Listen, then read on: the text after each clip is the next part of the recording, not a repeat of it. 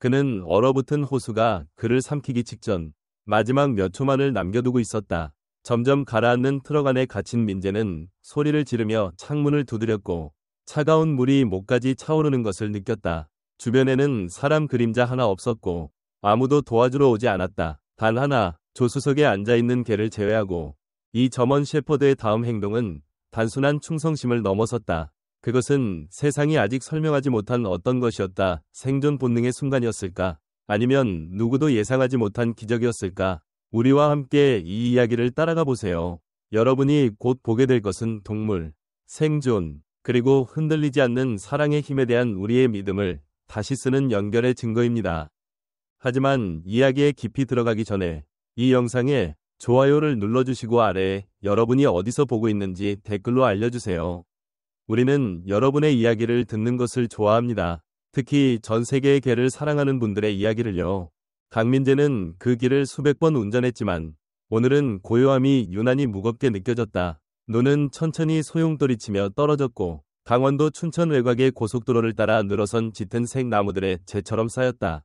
그의 손은 핸들을 꽉 잡았지만 눈은 조수석으로 자꾸 향했다. 거기에는 개가 조용히 앉아 있었고 타이어가 눈 덮인 진흙 위를 지날 때마다 귀가 살짝 흔들렸다. 음악은 없었다. 엔진의 낮은 떨림, 차가운 눈이 바퀴 아래에서 마찰하는 소리, 그리고 옆에 있는 개의 고른 숨소리뿐이었다. 그 개는 단순히 동승한 것이 아니었다. 민재를 한순간도 놓치지 않고 바라보았고 마치 앞의 도로보다 더 중요한 무언가를 지키는 듯했다. 명령이 필요 없는 보호자. 목줄이 필요 없는 친구였다. 대시보드의 시계는 오후 4시 47분을 깜빡였다. 아직 황혼은 아니었지만 빛은 이미 강원도의 매서운 추위에 자리를 내주고 있었다. 민재의 트럭은 얼어붙은 호수 옆에 길로 꺾어졌다. 검은 나무들과 끝없이 펼쳐진 하얀 물로 둘러싸인 그 커브. 소리와 빛을 예고 없이 삼켜버릴 수 있는 곳이었다. 그리고 운명처럼 바로 그 일이 일어났다. 모든 것은 작은 흔들림으로 시작되었다. 트럭 뒤쪽이 살짝 흔들렸고 곧 미끄러졌다. 민재의 반사신경이 즉시 작동했지만 충분히 빠르지 않았다. 뒷바퀴가 접지력을 잃었다. 얇은 검은 얼음이 유리처럼 보였다. 트럭이 옆으로 돌았다. 한 바퀴가 도로 가장자리를 스쳤고 곧 다른 바퀴도 따라갔다. 가드레일도 경고도 없었다. 충격뿐이었다. 트럭은 눈더미를 뚫고 종이처럼 찢어버렸다. 하얀 빛이 번쩍였고 금속이 신음하듯 울렸으며 세상이 뒤집혔다. 중력이 옆으로 쏠리며 트럭은 얼음 위로 곧장 돌진했다. 소리칠 시간도 없었다. 앞유리가 단 한 번이 요란한 폭발음과 함께 깨졌고 얼어붙은 물이 투명한 액체처럼 쏟아져 들어왔다. 호수는 그들을 즉시 삼켰다. 그 순간 세상의 소리는 죽었고 차가운 물이 캐빈이 모든 틈을 침범하는 끔찍한 씩씩 소리로 대체되었다. 민재는 소리쳤지만 아무도 듣지 못했다. 그는 안전벨트를 힘껏 당겼다. 걸려 있었다. 전동 창문 스위치를 눌렀다. 작동하지 않았다. 전기 시스템은 몇 초 만에 물에 잠겼다. 문은 바깥 물의 압력에 단단히 밀봉된 듯했다. 그는 다시 시도하며 유리를 두드리고 문을 발로 찼지만 모든 것이 버텼다. 필요한 것만 빼고 공황이 두 번째 홍수처럼 밀려왔다. 옆에서 걔는 맹렬히 짖으며 가슴을 대시보드에 부딪혔고 발로 흐릿한 유리를 긁었다. 그것은 다급하고 절박하며 거칠고 쉰 소리였다. 개의 본능은 빠르게 깨어났지만 얼음물은 더 빨랐다. 물은 바닥을 지나 좌석, 그리고 대시보드까지 차올랐다. 그리고 트럭이 기울었다. 마치 보이지 않는 손이 앞 범퍼를 잡아당기듯 트럭의 앞부분이 아래로 쏠렸다. 민재의 손이 미끄러졌다. 폐가 조여들었다. 머리 위의 공기 공간은 몇 센티미터로 줄어들었다. 그리고 그 내내 개는 짖고 긁고 또 짖었다. 그러다 갑자기 아무런 예고 없이 멈췄다. 개는 고개를 돌려 민재를 바라보더니 사라졌다. 한순간 조수석에 있던 개는 다음 순간 어두운 뒷좌석으로 녹아들 듯 사라졌다. 민재는 부르려 했지만 물이 입으로 들어왔다. 시야가 흐려졌다. 다리가 마비되었다. 어둠이 손처럼 그를 끌어내렸다. 그는 개가 어디로 갔는지 몰랐다. 단지 그것이 마지막 느낌이었다는 것만 알았다. 그가 의식을 잃기 직전 본 마지막 것은 호수 위의 희미한 빛, 꺼져가는 불꽃처럼 깜빡이는 빛과 완전하고 끝없으며 숨막히는 고요함이었다. 하지만 아래에서 무언가가 움직이고 있었다. 아직 끝나지 않은 무언가가. 추위는 한꺼번에 덮치지 않았다. 그것은 조용한 도둑처럼 스며들어 먼저 민재의 다리를 마비시켰고 이어 손가락, 그리고 마침내 턱까지 굳게 만들었다. 트럭은 호수 아래로 기울어졌고 매초가 그가 아직 떠날 준비가 안 된 삶에서 도둑맞은 듯 느껴졌다. 그는 존재하지 않는 공기를 찾아 헐떡였다. 몸은 움직여야 한다고, 벗어나야 한다고 비명을 질렀지만 안전벨트는 가슴을 철갑처럼 조였다. 그는 발로 문을 쾅쾅 찼다. 소용없었다. 다시 시도했다. 소리는 올라오는 물에 삼켜졌다. 유리를 두드리며 손에서 피가 났다. 여전히 조용했다. 대시보드 위, 앞유리는 흐릿하고 절망의 흔적으로 얼룩져 있었다. 그의 시야가 좁아졌다. 공황이 가슴을 죄었지만 그는 생각하려 했었다. 무언가 아직 시도하지 않은 것이 있어야 했다. 그는 창문 스위치를 더듬었다. 작동하지 않았다. 전기 시스템은 물에 잠겼다. 숨이 빨라지고 다급해졌다. 소리를 지르려 할 때마다 팬은 점점 더 적은 공기를 채웠다. 세상이 축소되고 있었다. 옆에서 걔는 가만히 있지 않았다. 그것은 혼란 속의 움직임이었다. 발로 유리를 긁고 꼬리는 물속에 잠겼으며 젖은 털이 몸에 달라붙었다. 짖는 소리는 이제 억눌려 우월거리는 듯했다. 물은 이미 걔의 어깨를 넘어섰다. 걔는 겁에 질린 것 같지 않았다. 결의에 차 보였다. 야성적이지만 집중된 모습이었다. 그리고 그 혼란 속에서 민재는 무언가 매우 인간적인 것을 보았다. 포기하지 않으려는 의지였다. 그는 한 팔로 걔를 보호하려 했고 얼어붙은 물이 옷을 잡아당기는 와중에도 걔를 향해 몸을 돌렸다. 하지만 걔는 그의 손을 뿌리치고 뒤로 물러났다. 민재가 몸을 돌리는 순간 걔가 뒷좌석에서 짐칸으로 뛰어드는 것을 보았다. 물에 잠긴 공간을 헤치며 안개 속의 그림자처럼 사라졌다. 그리고 아무것도 없었다. 사라졌다. 민재의 목소리는 어둠 속에서 걔의 이름을 부르며 갈라졌다. 하지만 대답 대신 물거품만 떠올랐다. 지붕은 그의 입에 닿았고 숨 쉴 수 있는 마지막 몇 센티미터의 공기만 남았다. 가슴은 안전벨트에 맞서 부풀어 올랐다. 그는 끊어지는 숨을 들이쉬었지만 그것은 폐를 태우는 불 같았다. 물이 입술, 코, 눈을 덮었다. 추위는 그의 몸 구석구석을 찔렀다. 몸이 경련하며 뒤틀렸다. 그럼에도 그는 싸움을 멈추지 않았다. 한 손은 안전벨트 잠금 장치를 긁었고 다른 손은 손잡이를 피가 날 때까지 움켜쥐었다. 하지만 충분하지 않았다. 근육이 느려졌고 정신이 흐려졌다. 호수는 그를 마지막 순간에 맞이했다. 그의 생각은 빠르게 지나가지도 반짝이지도 않았다. 얼어붙었다. 기억도 후회도 없었다. 단지 그가 죽을 것이라는 무겁고 끔찍한 진실뿐이었다. 그가 혼자라는 것, 이 조용하고 차갑고 텅 빈 캐빈이 그가 마지막으로 본 장소가 될 것이라는 것. 그리고 그때 소리가 들렸다. 멀리서 물에 위에 왜곡되었지만 분명히 존재했다. 무언가가 부서졌다. 압력에 금속이 천천히 신음하는 소리가 아니었다. 이 소리는 날카롭고 갑작스럽고 격렬했다. 조수석 쪽에서 거품이 폭발하듯 터졌고 그리고 빛이 보였다. 태양빛도 헤드라이트도 아닌 부서진 낮의 빛이었다. 창문이 열렸고 은빛 바늘처럼 날카로운 유리 조각들이 물속으로 흩어졌다. 민재는 깜짝 놀라 눈이 부셨다. 흐릿한 화면 속에서 움직임이 보였다. 어두운 형체가 캐빈 안으로 밀고 들어왔고 무겁고 금속성인 무언가를 끌고 왔다. 그 형제는 급류 속에서 뒤틀리며 근육이 팽팽해졌다. 한순간 그는 그것이 환각이라고 생각했다.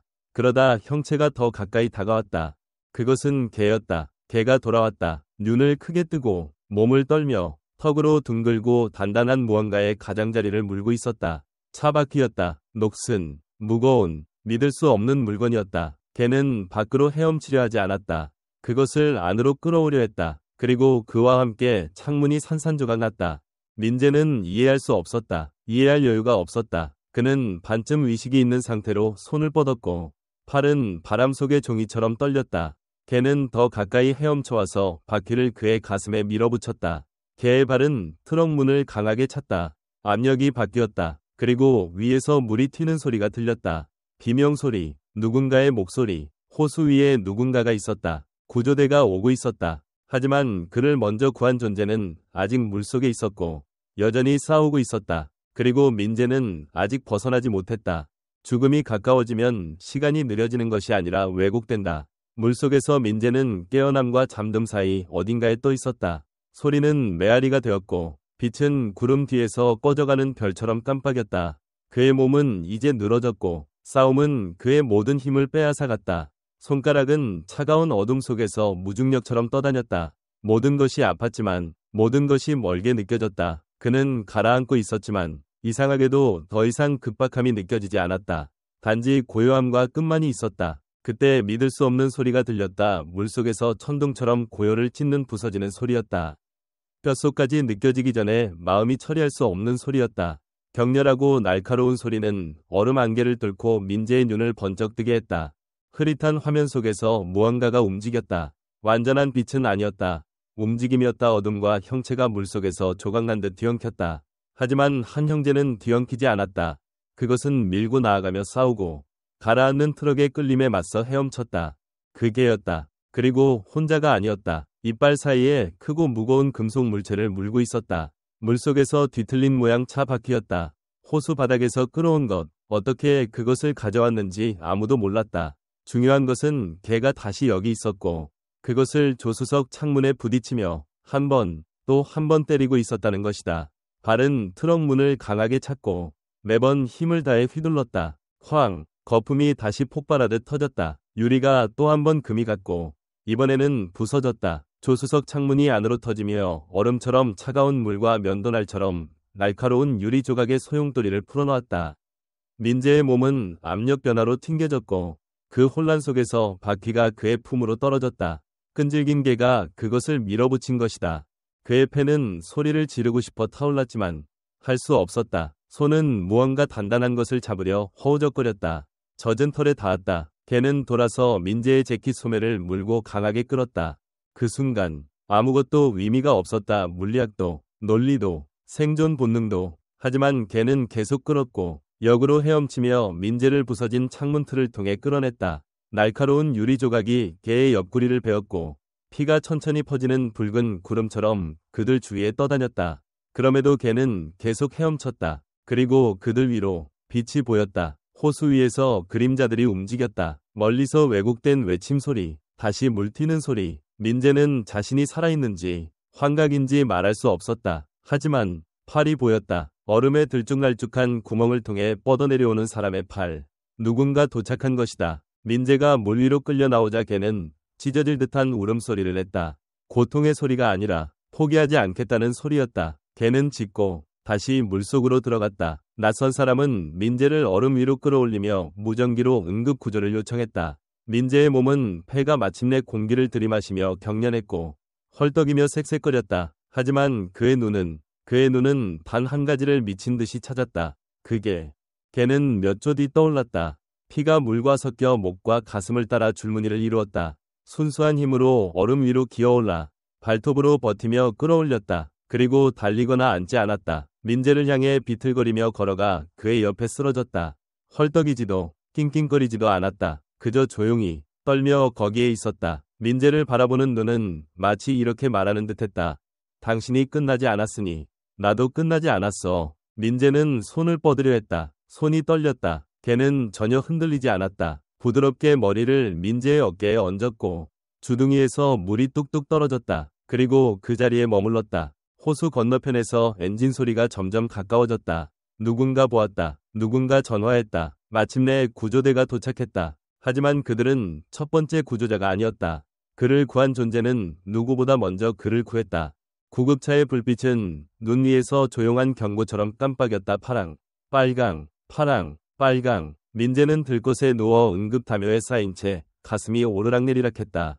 구조대원이 따뜻한 공기를 그의 폐에 불어넣었다. 손가락은 경련하며 창백하고 약간 푸르스름했지만 그는 숨을 쉬고 있었다. 그 자체만으로 기적처럼 느껴졌다. 구조대원들을 더 놀라게 한 것은 민재의 심박수보다 그의 옆에 있던 모습이었다. 젖어서 멍들고 거의 서지 못하는 상태로.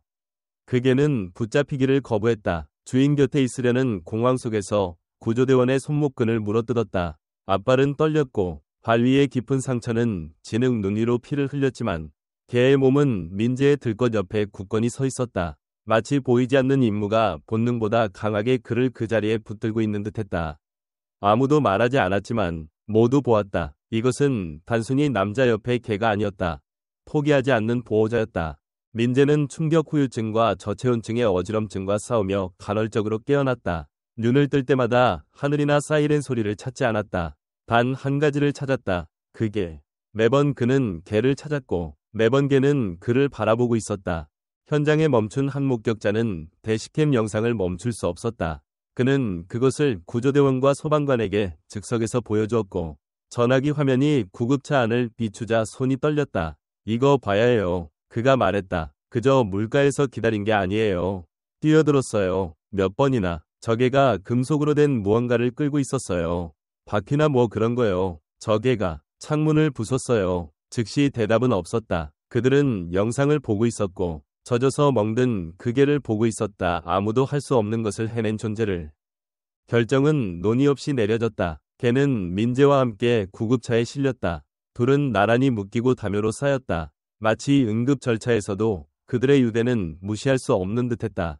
구급차 문이 쾅 닫히고 얼음길을 따라 병원으로 질주했다. 구급차 안에서 민재의 손은 약하게 들것 가장자리로 미끄러졌다. 그는 손을 높이 들거나 말할 수 없었지만 걔는 알아들었다. 걔는 한 치씩 다가와 주둥이를 민재의 손가락에 얹었고 눈을 감았다. 가슴은 힘든 숨소리로 오르락내리락했다. 사이렌이 앞에서 울리며 둘을 불확실하지만 결코 외롭지 않은 무언가를 향해 이끌었다. 대기실에서 직원들은 믿을 수 없다는 듯 속삭였다. 유리가 깨졌어요. 한 간호사가 영상을 보며 조용히 말했다. 하지만 어떻게 바퀴를 가져왔지? 그건 개보다 무거운데. 다른 구조대원은 방금 출력된 개의 엑스레이를 보고 있었다. 작은 균열 여러 개. 가슴과 다리에 깊은 찢어짐. 갈비뼈 근처에 내부멍. 하지만 개는 단 한 번도 낑낑대지 않았다. 상처를 닦을 때도, 붕대를 감을 때도, 심지어 애완동물용 들것에 올리려 할 때도, 민재에게서 너무 멀리 끌려갈 때만 울부짖었다. 이런 개는 처음 봐요. 수의사가 중얼거렸다. 이런 식으로는 민재의 병실로 돌아가면 기계는 규칙적인 비프 소리를 냈다. 수액은 그의 침대 옆에서 똑똑 떨어졌다. 그의 입술이 살짝 열렸고 목소리가 약하게 나왔다. 그가 여기 있나요? 그가 웅얼거렸다. 간호사가 고개를 끄덕이며 가리켰다. 걔는 병실 구석에 웅크리고 있었고 눈은 크게 뜨고 귀는 쫑긋 세워 병원의 밤속 기계 소리를 뚫고 그를 지켜보고 있었다. 좋아요. 민재는 다시 잠들기 전 속삭였다. 수백 가지 답 없는 질문. 호수에 남겨진 수천 가지 의문이 있었다. 하지만 적어도 한 가지는 분명했다. 민재가 살아남은 이유는 걔가 그를 죽게 두지 않았기 때문이었다. 병원은 고유의 고요함을 가졌다. 평화라기보다는 기대였다. 비프 소리와 윙윙거림 하나하나에 무거운 질문이 얹어있는 고요함이었다. 민재는 온열 패드와 연결된 담요 아래 움직이지 않고 누워 있었다. 하지만 그를 가장 이상하게 느낀 것은 팔에 꽂힌 관이나 옆에 기계가 아니었다. 왼쪽 옆구리에 따뜻함이었다. 젖은 털, 고른 숨소리, 크게 뜨고 깜빡이지 않는 눈을 가진 개의 착각할 수 없는 무게였다. 아무도 그를 움직이게 할 수 없었다. 간호사도, 수의사도, 심지어 동물통제요원도 마찬가지였다. 개는 자신의 자리를 선택했고 물리적 힘이 아니면 그를 민재 곁에서 떼어낼 수 없었다. 누군가 너무 빨리 다가가면 개는 고개를 들고 귀를 세우며 이빨을 살짝 드러냈다. 그는 내 거야. 나 없이 그를 건드리지 마. 라고 말하는 조용한 경고였다. 간호사 마라가 조심스럽게 들어오며 침착한 목소리로 말했다. 그가 물속에서 바퀴를 끌었대요. 그녀는 동료에게 속삭였다. 개가 어떻게, 그게 말이 되나요? 아무도 답하지 못했다. 대시캠 영상은 몇 시간 만에 빠르게 퍼졌다. 지역 뉴스가 먼저 보도했고 이어 전국 채널, 그리고 국제 기자들은 그것을 기적, 인간 같은 지능을 가진 개, 현실의 렛이라고 불렀다. 하지만 민재의 병실 안에서는 그런 것들이 중요하지 않았다. 기자도, 시끄러운 장면도 없었다. 단지 위식이 없는 남자와 떠나지 않는 개뿐이었다. 민재가 살짝 움직였다. 눈꺼풀이 떨리며 열리는 법을 잊은 듯했다. 그의 시선은 흐릿했다가 안정되었다. 숨소리는 얕고 급한 것에서 느리고 의도적인 흡입으로 바뀌었다. 입술이 열렸고 목소리가 갈라졌다. 그가 여기 있나요? 그가 웅얼거렸다. 간호사가 몸을 숙였지만 개가 그녀보다 빨랐다. 개는 천천히 일어나 가까이 다가가 부드럽게 주둥이를 민재의 손에 얹었다. 그 한 번이 접촉 따뜻하고 확실한 는 민재의 눈을 다시 떨리게 했다. 여기 있어요. 간호사가 조용히 말했다. 그는 절대 떠나지 않았어요. 한순간 민재는 아무 말도 하지 않았다. 그의 손이 경련하듯 움직였다. 떨리며 천천히 개의 얼굴로 향했다. 쓰다듬거나 애무가 아니었다. 단지 접촉이었다. 그가 기억하는 것이 환각이 아니라는 확인이었다. 그는 속삭였다. 네가 해냈어. 걔는 꼬리를 흔들거나 짖지 않았다. 그저 고개를 숙여 민재의 어깨에 기대고 눈을 감았다. 마치 그의 모든 것이 마침내 풀린 듯했다. 그날 밤 늦게 민재가 잠든 사이 수의사가 걔의 상태를 확인하러 왔다. 그들은 상처를 처리하고 다리에 붕대를 감았으며 숨소리를 관찰했다. 하지만 무언가 잘못되었다. 수의사는 무릎을 꿇고 걔의 목을 부드럽게 쓰다듬다 멈췄다. 이게 뭐지? 그가 중얼거리며 걔의 머리를 기울였다. 얼굴과 턱을 따라 보이지 않을 정도로 작은 유리 조각들이 털 속에 박혀 있었다. 안전 유리를 부술 때 생기는 조각들 안쪽에서 단순히 밀친 것이 아니라 강한 힘으로 그것을 들이받고 충분한 압력으로 부순 것이었다. 아무도 이계에게 그런 행동을 가르치지 않았다. 명령도, 무엇을 하라는 목소리도 없었다. 걔는 그저 했다. 그리고 지금 민재는 몇 센티미터 떨어진 곳에서 잠들어 있었고 그의 유일한 가족을 구하기 위해 상처를 감수하며 행동하지 않고 공황에 빠지지 않은 걔 덕분에 살아남았다. 직원들이 방안을 오가며 생체 신호를 확인하고 기록할 때 걔는 절대 움직이지 않았다. 잠들지도 눈을 깜빡이지도 않았다. 그저 지켜보았다. 마치 하루 종일 방안을 맴돈 질문을 누군가 던지길 기다리는 듯했다. 하지만 아무도 감히 말하지 않았다. 어떻게 알았을까? 다음 날 아침 민재가 눈을 떴을 때 병실은 더 이상 회복의 장소로 느껴지지 않았다. 그것은 교차로 같았다. 의사들은 조용히 오가며 수액을 조정하고 차트를 확인하며 기적, 불안정, 하지만 호전 중 같은 단어를 속삭였다. 민재는 많은 말을 하지 않았다.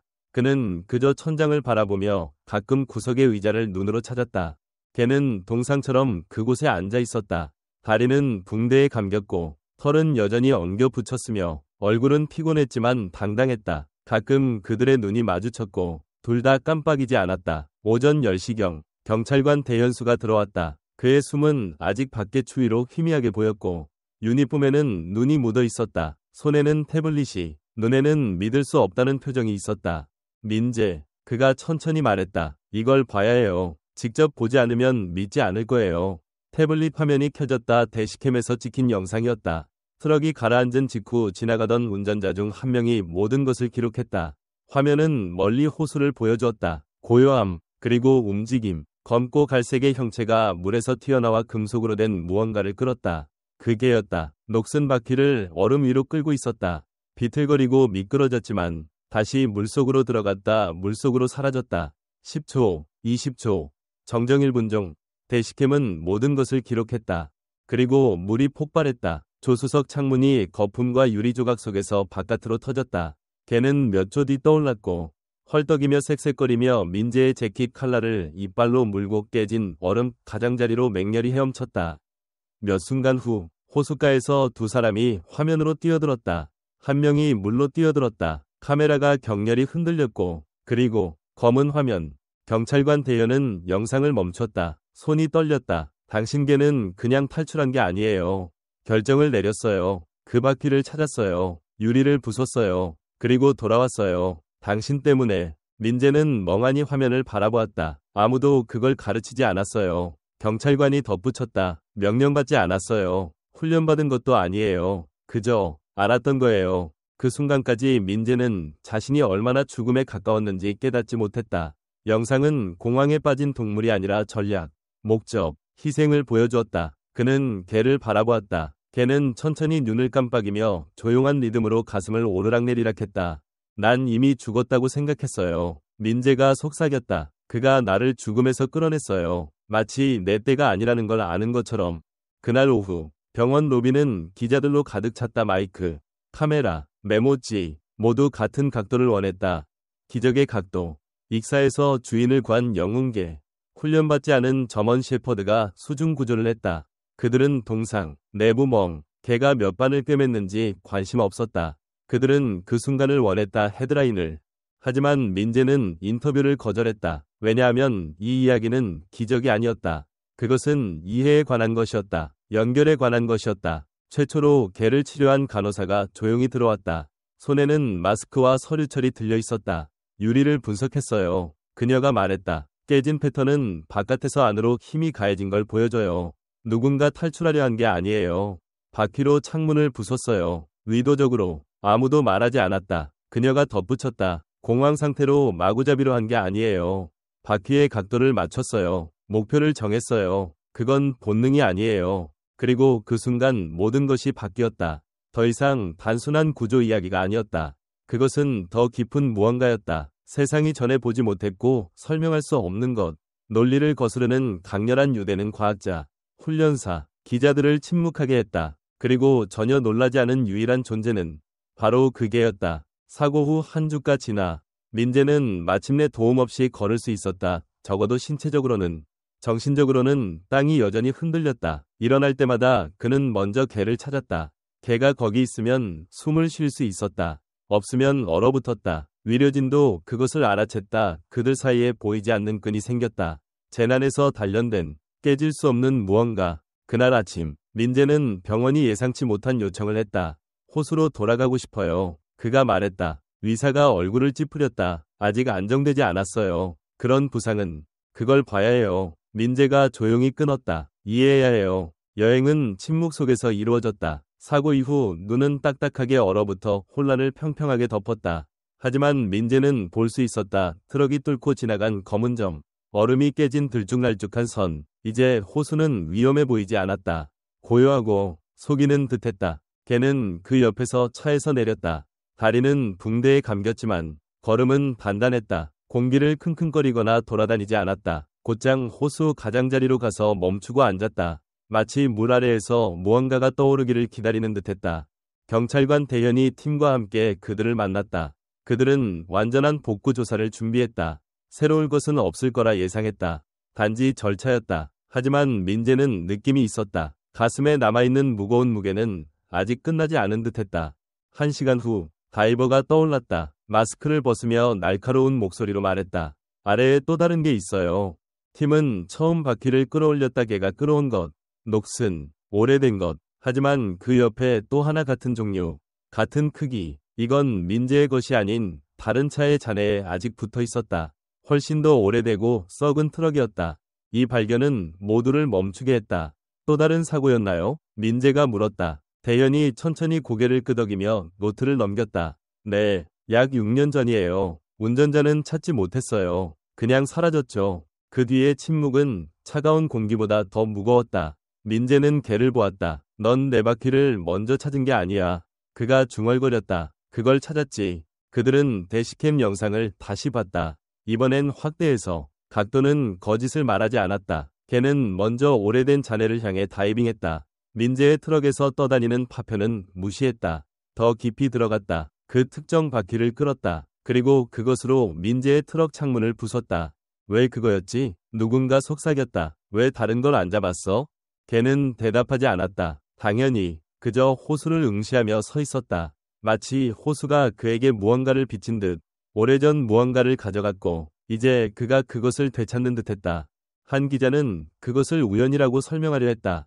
훈련사는 냄새 기억이라고 말했다. 하지만 민재는 떠도는 이론에 관심 없었다. 그는 개의 눈을 보았다. 다이빙 전 호수 가장자리에서 멈춘 것을 보았다. 그가 선택한 것을 보았다. 그리고 지금 다시 여기 서서 민재는 죽음에 가까웠던 것을 생각하지 않았다. 그는 목적을 생각했다. 미스터리는 걔가 어떻게 유리를 부쉈느냐가 아니었다. 왜 그 바퀴를 선택했느냐였다. 무엇이 그를 그곳으로 이끌었나? 무엇이 그를 몇 년 동안 방해받지 않은 무덤으로 곧장 다이빙하게 했고 민재의 것이 아닌 것을 가져오게 했나? 아마 그는 결코 알지 못할 것이다. 그들 누구도 알지 못할 것이다. 하지만 때로 순간을 강렬하게 만드는 것은 설명이 아니다. 그것은 깨달음의 고요함이다. 어떤 연결은 설명할 필요가 없다. 그저 알려질 뿐이다. 그리고 얼음을 바라보는 개는 움직이지 않았다. 아마도 누구도 이름을 붙일 수 없는 이유로 그는 모든 것이 끝났는지 확인하기 위해 기다리고 있었다. 호수에 묻힌 어떤 고통이 마침내 지나갔는지 다른 이에게. 그리고 이제 아마도 그에게. 사고 2달 후 춘천시는 작지만 크게 느껴지는 커뮤니티 행사를 열었다. 회관은 사람들로 가득 찼다. 호기심으로 온 이들, 감사로 온 이들, 그리고 깊은 내면에서 다시 무언가를 믿고 싶어하는 이들. 순수하고 살 수 없고 조작할 수 없고 대본으로 쓸 수 없는 무언가를. 시장은 정식 연설을 했고 플라크와 아무도 정확히 발음할 수 없는 일련의 영예를 수여했다. 하지만 그 모든 것은 실제로 기억에 남지 않았다. 민재가 앞줄에서 천천히 뻣뻣하게 일어나 절뚝이는 개와 함께 무대 중앙으로 걸어간 고요한 순간까지 그는 대본도 목을 가다듬거나 마이크를 조정하지도 않았다. 그는 그저 거기 서서 회관 전체가 숨을 멈추게 했고 그 건물 안 모든 이 마음을 훔친 개를 내려다보았다. 난 죽었어야 했어요. 민재가 시작했다. 목소리는 낮았지만 단단했다. 그리고 삶의 의미가 있다면 아마 그랬을 거예요. 관중은 움직이지 않았다. 기침 소리도 속삭임도 없었다. 하지만 어떻게든 민재가 말했다. 시선은 여전히 개에게 고정되어 있었다. 이 동물이 무엇을 해야 할지 알았어요. 창문을 부수는 법을 알았을 뿐 아니라 나를 끌어내는 법을 알았어요. 그리고 누구도 예상하지 못한 길을 선택했어요. 내 목숨을 구한 것뿐 아니라 내 인생을 다시 썼어요. 그는 개를 흘끗 보았다. 그날 밤 내가 내린 명령은 없었어요. 물속에서 내가 소리쳐 그가 이해할 수 있는 것도 없었어요. 하지만 그는 지시를 기다리지 않았어요.